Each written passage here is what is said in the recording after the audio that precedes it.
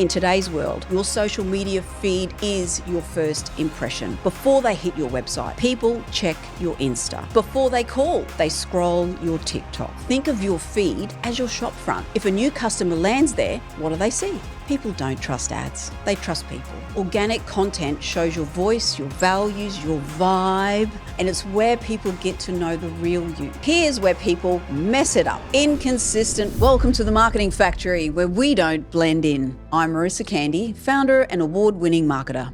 And for over 2 decades, I've helped businesses think differently about their marketing and achieve powerful results. In this podcast, I'll share proven strategies so that you can create profitable marketing campaigns that drive real impact for your business. Ready to turn clarity into action? Let's get started. Imagine rocking up to a dinner party and talking about yourself, loudly, with paid ads pinned to your jacket. If that sounds awkward, that's exactly what most brands are doing when they ignore organic social. Today, we're flipping the script. Paid ads? Absolutely. They get results, fast ones. But if you're not backing that up with organic content, that builds trust, shows personality, and gives your audience a reason to stick around, you're leaving money, relationships, and most importantly, that long-term brand equity on the table. So in this episode, I'm giving you the full organic social strategy breakdown. We're going to talk about why it matters, what to post, what to stop doing, and how to actually measure if it's working. So whether you're running a bricks and mortar business in Brisbane or a startup in Sydney, this one's for you. Let's get into it. So what even is organic social media anyway? Let's break it down. Organic social media is everything you post on your social platforms without paying to boost it. So we're talking posts, stories, reels, live, polls, even the weird comments your receptionist accidentally left on your competitor's post. Don't worry, we've all been there. The point is, this is where your brand lives and breathes every day. While paid is for reach, organic is for relationship. And here's the reality. People don't trust ads.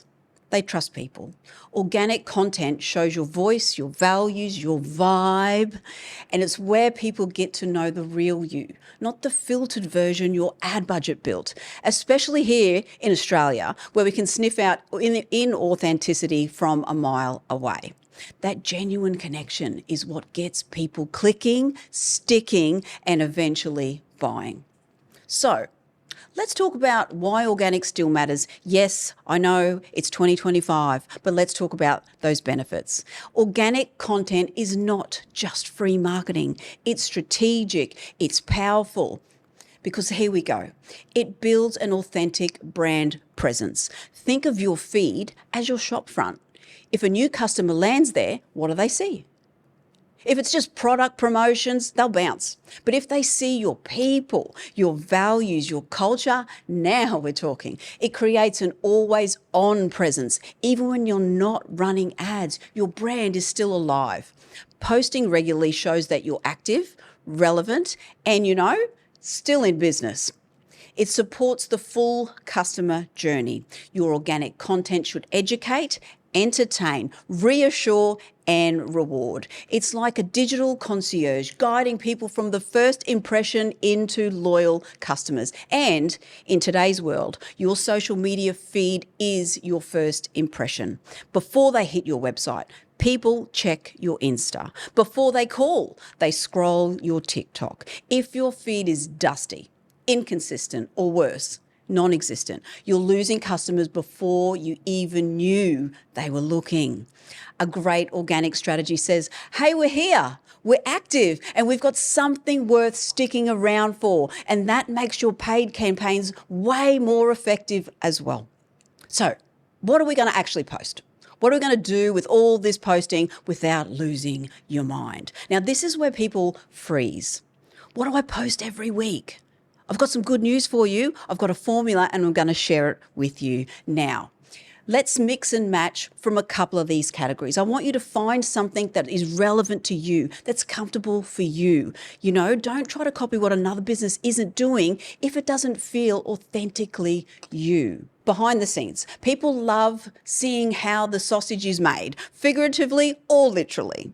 Share customer wins, real stories, not just polished testimonials. They love educational content, any tips, industry myths, frequently asked questions. Be useful, help them out.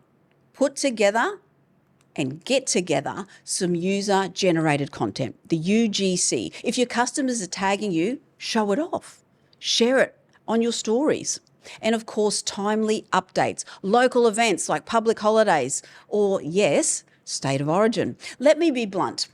Boring brands don't get followed. Your organic feed isn't a catalogue, it's a conversation. Show your team, share your wins, educate your audience, react to what's happening locally, and please don't just post Happy Friday with a stock photo of a coffee cup. That's not content, that's digital white noise. Give people a reason to stop scrolling. Make it human, make it real, make it you. Use a content calendar, stay consistent, and remember, done is better than perfect. Showing up matters more than nailing every caption. All right, now we're going to move on and talk about how to measure success and avoid the common pitfalls, because now it's time to talk metrics, because organic success doesn't always scream in your notifications. You need to track these things, engagement rates through your likes, comments, and shares, reach and impressions, follower growth, click-throughs to your website, and most importantly, what are people saying back to you? And yes, you can track this with Instagram Insights, Facebook Business Suite, or some other tools like Metricool or Sprout. Now, here's where people mess it up. Inconsistent posting, ghosting your audience, overselling. Even if a post sounds like an ad, you'll be ignored. Ignoring your DMs.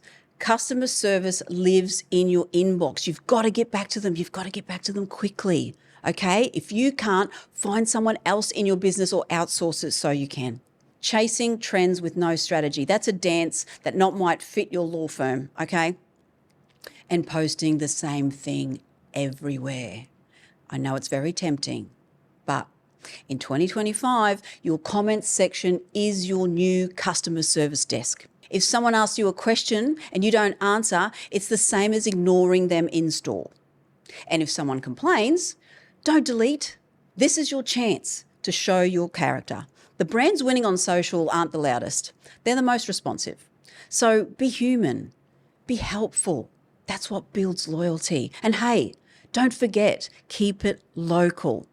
Australian spelling, Australian time zones, cultural references, yes, it all adds up, and yes, it does make a difference. It shows you're real and not just repurposing content from a US marketing agency's dusty Dropbox. So here is the takeaway. Organic social might not give you that instant dopamine hit like paid ads, but it builds something way more valuable. Brand trust, community, and long-term loyalty. It's your digital handshake, your shop front, your story. And in a noisy online world, that kind of connection is rare and priceless. So keep showing up. Keep it real, mix up your content, track your progress, and most of all, talk to your audience like people, not data. We've loved to see what you're building online. And if you need help with a strategy that connects and converts and keeps customers coming back, you know where to find us. Bye for now.